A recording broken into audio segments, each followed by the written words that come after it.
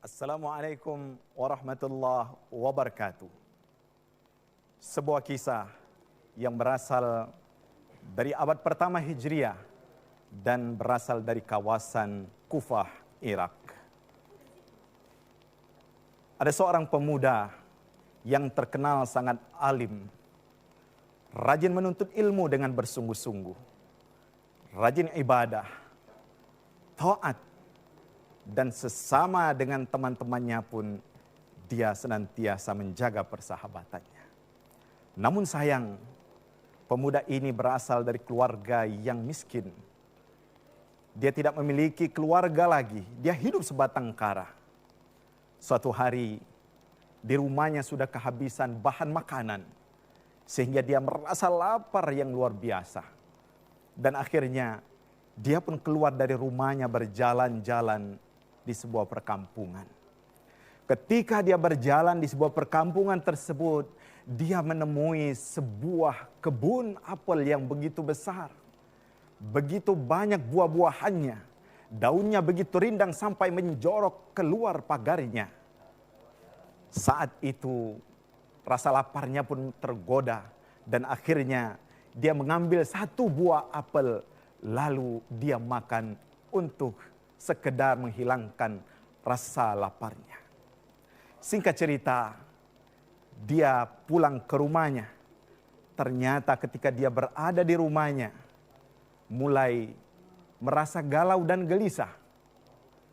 Dia introspeksi dan ternyata dia ingat, saya memang salah dan keliru sudah mengambil buah apel tanpa seizin yang punya kebun tersebut. Dia berniat untuk meminta maaf dan mencari si pemilik kebun apel tersebut. Akhirnya dia berjalan mencari dan berjumpalah dengan pemilik kebun apel tadi. Di situ dia datang dan berkata, "Wahai Tuan, saya mohon maaf, ikhlaskan dan mohon ridhokan. Saya kemarin sudah memakan buah apel tanpa seizin." Dengan menangis dan sedih, sang pemuda ini memohon dan meminta maaf kepada tukang kebun tersebut. Apa yang terjadi para pemirsa sekalian? Si tukang kebun dengan tegas mengatakan, "Demi Allah, aku tidak ikhlaskan dan urusanmu pada hari kiamat nanti di pengadilan Allah Subhanahu wa taala." Sang pemuda tambah sedih dan menangis merengek. Akhirnya dia mendatangi rumah pemilik kebun tersebut. Dan ketika sampai di rumah pemilik kebun itu, sang pemilik kebun pun mengatakan, "Saya maafkan engkau wahai anak muda, tetapi dengan satu syarat, engkau harus menikahi putriku." Bagai disambar petir, sang pemuda mendengar syarat tersebut. Lalu belum sampai berpikir panjang, sang pemilik kebun itu pun mengatakan, "Namun anak muda, engkau harus tahu, putriku tersebut orangnya tuli, buta dan bisu serta lumpuh." Di situ sang pemuda ini pun tambah bingung. Akhirnya singkat cerita, sang pemuda ini pun siap menerima syarat tersebut. Yang penting dia dimaafkan karena sudah memakan satu buah apel tersebut. Singkat cerita, terjadilah pernikahan dan akad nikah telah diberlangsungkan.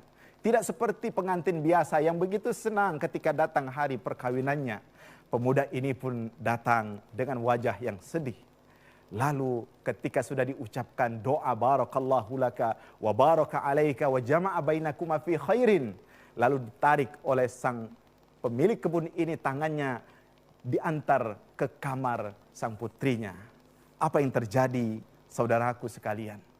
Ketika dia mengetuk pintunya, dia mengucapkan salam. Di dalam kamar itu dia melihat seorang wanita yang cantik, jelita dan rupawan. Lalu dia menjawab salam dari pemuda tersebut. Sang pemuda pun tambah bingung. Kenapa berbeda dengan yang diceritakan oleh orang tuanya? Anaknya tuli, bisu, dan tidak bisa berjalan. Di saat itu sang wanita yang sudah dinikahinya mengatakan, "Aku memang tahu engkau bingung wahai suamiku. Namun yang dijelaskan orang tuaku itu benar. Aku memang buta dari melihat hal-hal yang diharamkan. Telingaku memang tuli dari mendengarkan yang hal-hal diharamkan. dan mulutku juga bisu dari mengucapkan hal-hal yang diharamkan Allah, serta kedua kaki pun lumpuh, tidak pernah aku langkahkan ke tempat-tempat maksiat. Ketika engkau datang menemui orang tuaku meminta maaf gara-gara satu buah apel tersebut, di situ orang tuaku membisikkan, nak, seorang yang takut kepada Allah karena satu buah biji apel saja, pasti dia tidak akan menyia-nyiakanmu. Disitulah aku bersyukur aku mendapatkan suami sepertimu. Saudaraku, tahukah Anda, pemuda yang miskin tersebut, dari pemuda inilah lahir seorang imam besar yang terkenal kepakarannya dalam bidang fikih. Beliau adalah Abu Hanifah An-Nu'man. Sebagai seorang pemikir ahli fikih, beliau banyak berkontribusi bagi umat. Dari sebuah apel yang bagi kita begitu kecil, tetapi ketika berada di tangan seorang pemuda yang baik, pemuda yang soleh, maka dia menghadirkan berbagai keajaiban. Tetaplah selalu menjadi orang yang baik dalam mengarungi kehidupan kita di dunia ini. Salam bahagia, selalu bahagia. Wassalamualaikum warahmatullahi wabarakatuh.